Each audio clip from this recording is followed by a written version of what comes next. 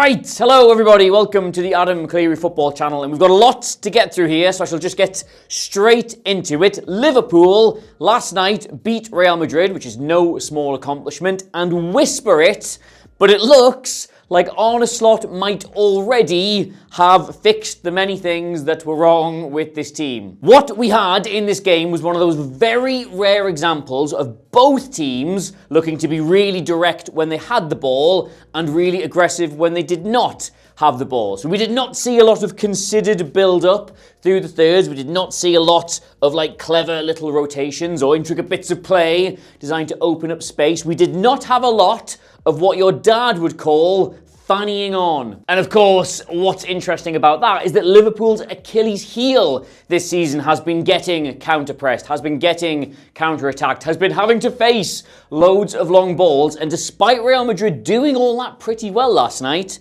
they offered absolutely nothing in attack. So the question then, my dear friend, is how has Arne Slot gone and fixed Liverpool's biggest problems and got them a massive win all in one night? Well, I'll show you. Right, so the answer is obviously a lot more complicated than this, hence why the runtime is considerably longer than wherever we are now. But in basic terms, you look at the 11 and you can see that Arne Slot has got Liverpool back to basics. There was no Frimpong or Kirkes, who both have undeniable ability on the ball, but do cause Liverpool quite a lot of structural problems when they're all trying to jump up as a team, and worse, do occasionally look completely disconnected from their teammates when they lose the ball and have to get back into a shape. Instead, you had Andy Robertson and Connor Bradley, two players who, yes, they have their critics, but undeniably know this system inside out and have very good relationships with all the players in front and beside them. Then you had Gravenberch and McAllister sitting in midfield, a combination we know works really well, and Dominic Szoboszlai sitting in front of them. And it is with this handsome bugger that we shall start. Now, what we're going to show you in this video is first why Szoboszlai being in this team makes Liverpool so much harder to play against, which has been obviously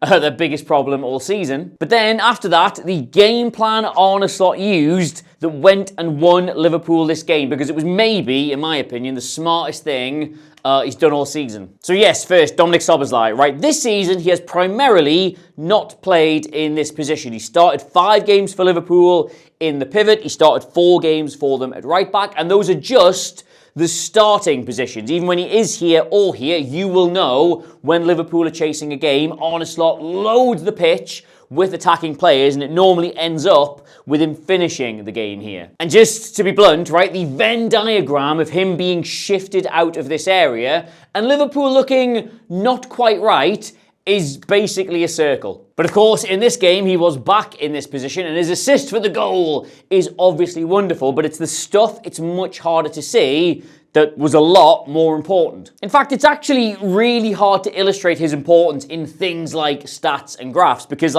these are all of his defensive contributions across the 90 minutes, and it's genuinely not that much. In fact, only one of them is even a tackle or an interception. This one, I think I'm pointing at the right place. I obviously can't see it. And the rest are just recovering loose balls. So if you're looking at this, you wouldn't think he was doing a lot off the ball. And as well, if we look at all his duels from the game, his record looks absolutely terrible. He was involved in 9 and only won 2, which for context, Cody Gakpo also won 2, and he played about 12 minutes of this match. So statistically looking at it, doesn't really jump out at you. Neither this nor this are any good at all, but when you actually sit down and you watch him play, you can see he's probably the most important player for what it is Liverpool are trying to do. He makes a massive contribution in every single phase of play. I'll show you what I mean, right? Madrid's only real method of getting the ball up the pitch was this, and it might be slightly hard to see, right? But this is Dean Howson's pass map from that match. Now, he's obviously brilliant on the ball, and his job for Madrid is to either play it into the centre or just carry it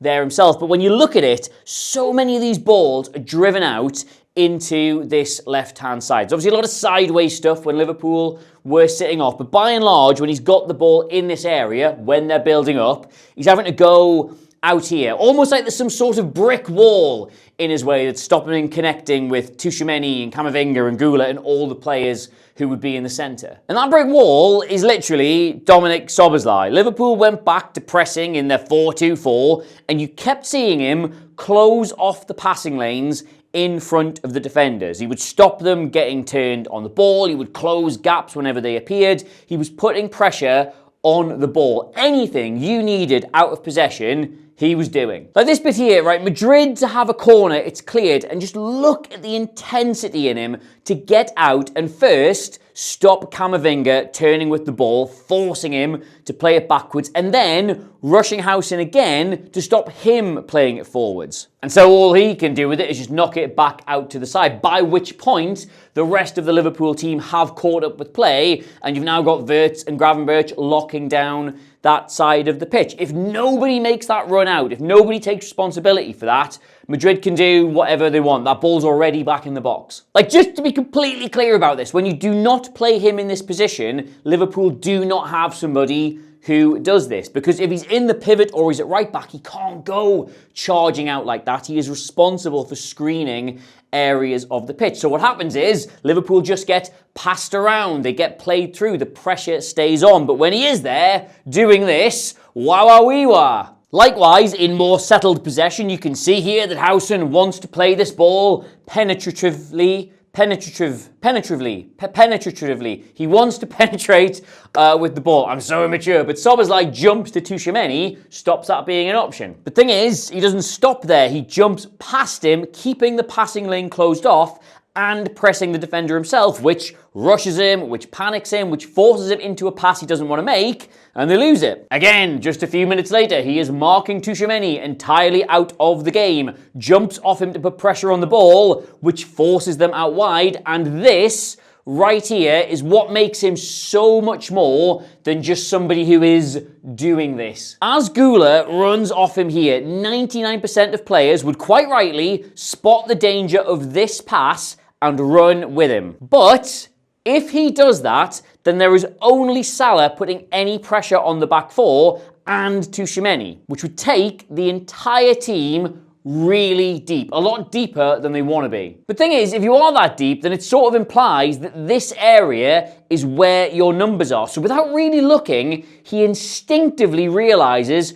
Gula will be going into traffic that way, so he jumps the other way because it's probably where the smarter pass would go. That is unbelievable reading of a situation. And it actually pays off for him. He intercepts this ball and very nearly gets Ekitike in. And what you're looking at there is the sort of moment that is the difference between being good off the ball and being great off the ball. And I do just think it's worth pointing this out, right? Because he is brilliant at this. He sets the entire mentality for Liverpool when they don't have possession. But what's really important, and why this represents them looking a lot better as a team, is that so many of the other players seem to just get it. Like, you go back to this moment, and just as he's about to leave Gula, that should be the trigger for McAllister to jump in here, but he can't because Robertson and Wirtz have left Camavinga, so he's pointing and shouting at them to get their shit together. And what you're sort of looking at in this moment is a good illustration of why Liverpool's new signings, in particular Wirtz,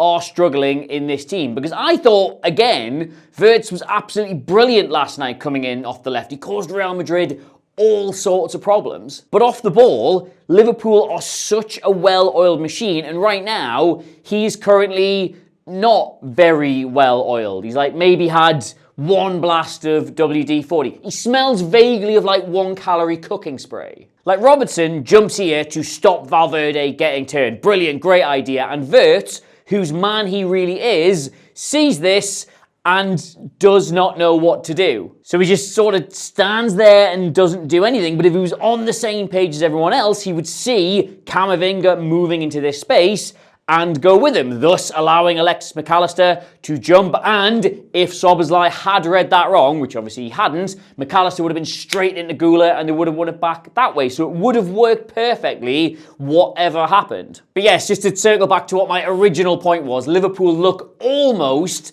back to their best, at least off the ball. And having this fucking specimen in number 10 is pretty much the entire reason. Sorry to interrupt, but as we have been editing this video, I have just found out that the channel has been nominated for Social Media of the Year at the Football Supporters Association Awards 2025, which is mad. Now we are on this shortlist here, and yeah, I'm thinking the exact same thing. No idea what business we have being on a list with such unbelievable creators like this, but it is apparently a vote-based thing. So we're going to put the link in the description if you would like to vote. And don't get me wrong, out of these 6 here, I would consider coming 6th an unbelievable result. Like, I've already won there. As far as I'm concerned, but what the hell, we might as well give it a shot. And I've got no idea who to thank for this right now, so instead I will just thank all of you for watching the channel and making us at least credible enough that someone thought they could stick us on this list and it not look ridiculous. I will give you more information about this as and when I get it. I have literally just found it out right now. So yes, thank you, love you, enjoy the video, bye. Anyway though, I did also promise to show you how they actually went and won this game of football. And what's interesting about that is it's not a million miles away from what Man United did to them just the other week. So Madrid press you man-to-man. You can see that here, right? This is the first goal kick Liverpool have, and that front four are all locked on to the back four, with Tchouaméni here practically checking Gravenberch for any swelling in his prostate. The others are out of shot here, but trust me, Wirtz and Szoboszlai can also feel some breath on the back of their neck. So obviously, rather than mess about with it in that sort of situation, it's incredibly precarious, Mamardashvili goes long and absolutely nothing comes of it. I am thinking, watching this game, sitting on the sofa at home, could be a long night for Liverpool here, but as it went on, this exact thing began to bear fruit. This is the goalie's pass map in this game, and if we have a look at it, you can see that he went really long from open play 7 times in this match, which is a lot for him, right? And if we also look at Virgil van Dijk's pass map from this game, you'll see obviously he's neat and he keeps it in a lot, but there are also a lot of long balls here. And these were pretty clever. Late in the first half, Liverpool have one of about 7 really good chances that Thibaut Courtois had to go full Adam Clery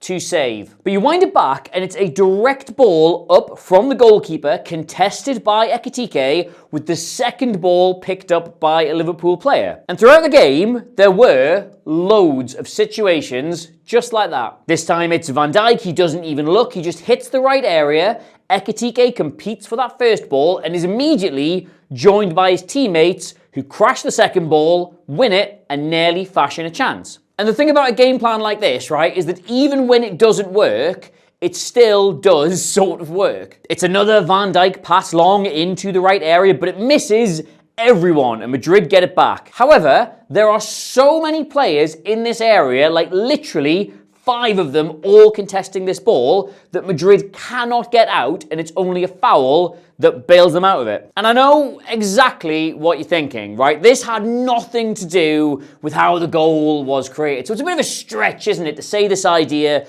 of going long from the back and scrapping loose balls is what won Liverpool the game. But, and you might have to humour me like 5 to 10% here, I think it did. Madrid's only solution to this directness in the second half was to sit off Liverpool, to make sure they had numbers in those areas where Liverpool were dominating the second balls, to not press them so aggressively, to actually step back about 10 or 15 yards. Thus, Ryan Gravenberch picks up the ball here, and just look at the lack of pressure on him comparative to the first half. Madrid are trying to make sure that he can't just tip a pass onto their head, so they inadvertently invite him on, which he gleefully obliges them, and by the time anyone takes responsibility for that, he's in the final third, he's nearly into the box, and they end up fouling him. And one kick of the ball later, very fittingly in my opinion, from Dominic Szoboszlai, and it is headed in by a man the same height as me, and that must really sting. And I'll be honest, I was expecting some sort of a rousing response from Madrid. I thought that goal might wake them up a little bit, but it really didn't. Liverpool was so comfortable in this structure as the match went on. There was not one question from the bench that Alonso asked that they just did not have an easy answer for. And you combine that with the Aston Villa performance, which was similarly back to basics, even had Gakpo in there instead of Wirtz, so it was more like last season. And yeah, it does look like Arne Slot has addressed a great many of the problems they've been having. I don't think we can definitively say it's all been fixed, even though I've probably used that word in the headline. Forgive me, until Liverpool go on a run of like 5, 6, 7 games of looking this comfortable, and ideally with at least 1 or 2 of the new signings looking like they get exactly what is going on here. So avoiding little moments like this. Like, I think Ekitike has been brilliant in this team, and Florian Wirtz has been so much better than like hate watch Twitter accounts would have you believe. But regardless, if you were picking Liverpool's best 11 for a massive game tomorrow, you would probably be leaving an awful lot of summer spending just sitting on the bench. And like it or not, that is a problem he's going to have to address. But yes, that's all hypothetical, isn't it? In the real world, Liverpool have now won 2 absolutely massive games and have a third on the horizon, which feels now like they'd be favourites for, whereas in 2 weeks back in the past, it did not feel like that at all. So it's definitely progress. Well done, Arne Slot. And if you have enjoyed, I don't know, any of this, you can subscribe to us here at the Adam Clery Football Channel. You can become a channel member if you really want to. It's the best value thing in world football, I believe. You get like to tell me what videos I have to do, and then we do another thing which is live, and you get to join in, and we have lots of fun together, and loads of other stuff, which I'm not going to list now. You can also get me across all the social medias at Adam Clery, Clery. And until next time, which will either be about Arsenal or Coventry, we haven't decided yet, I'll see you soon. Mwah! Love you. Bye.